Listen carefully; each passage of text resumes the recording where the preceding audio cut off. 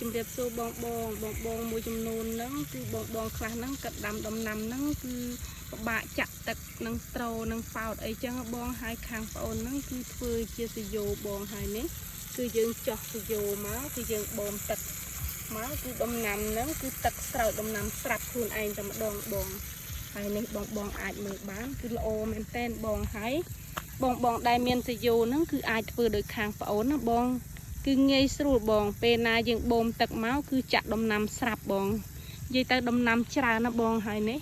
សយោវែងណាបងពីរោងខាងនោះមកដល់ភ្លឺស្រែខាងនេះបងដោយសារអីបងដំណាំហ្នឹងគឺច្រើនដែរអញ្ចឹងបងអញ្ចឹងគឺយើងបូមតែម្ដងគឺចាក់បានគ្រប់ដំណាំអញ្ចឹងបងអញ្ចឹងហើយគឺវីដេអូប្អូនថ្ងៃនេះគឺមកចែករំលែកបងដែលមានដំណាំដាំហ្នឹងគឺមានសយោអាចធ្វើដោយខាងប្អូនបានណាបងពួកអីងាយបងហើយនេះពេលយើងបូមមកគឺចាក់ស្រេចបងហើយដំណាំយើងនឹងគឺយើងដាំជាមួយជីធម្មជាតិអាសូឡាបងនេះពេលយើងមានសូឡាចាស់គឺយើងយកមកធ្វើជាជីកំប៉ុស្តបងដាំហើយនេះក្រូចហ្នឹងគឺល្អបង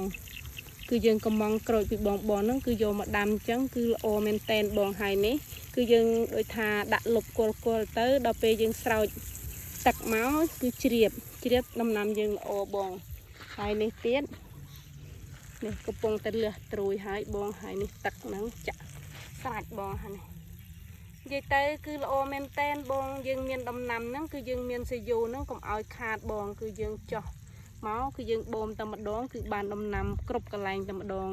ចឹងហើយវីដេអូបងអូនថ្ងៃនេះគឺមកចែករំលែកបងដែលមានដំណាំដាំហ្នឹងគឺមានសយោគឺធ្វើដោយខាងបងអូនណាបងគឺងាយស្រួលបងពេលយើងបូមតែម្ដងដំណាំយើងចាក់បានគ្រប់ទៅលើដំណាំចឹងបងចឹងវីដេអូបងអូនថ្ងៃនេះគឺមានតែប៉ុណ្ណេះឯងសូមអរគុណច្រើនបងបើសិនតែបងចង់